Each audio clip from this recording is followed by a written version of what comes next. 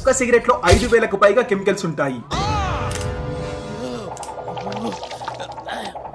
మనం స్మోక్ చేసినప్పుడు 20% స్మోక్ లోపలికి పీల్చుకుంటాము అండ్ 80% స్మోక్ బయటికి వదిలేస్తాము. మనం పీల్చుకున్న ఈ 20% స్మోక్ వల్ల మన నోట్లో ఉన్న గుడ్ బ్యాక్టీరియా చనిపోతుంది. ఈ టొబాకో స్మోక్ అనేది బ్లడ్ సిస్టమ్ లోకి ఎంటర్ అయ్యి బ్రెయిన్ వరకు చేరుతుంది. ఒక సిగరెట్ లో 1 to 2 మిల్లీగ్రామ్స్ ఆఫ్ నికోటిన్ ఉంటుంది. బట్ మన బ్రెయిన్ కి తగిలినప్పుడు ఈ నికోటిన్ 20 times ఎక్కువ పనిచేస్తుంది. ఈ నికోటిన్ అప్పుడు బ్రెయిన్ అనేది డోపమైన్ కెమికల్ ను రిలీజ్ చేస్తుంది.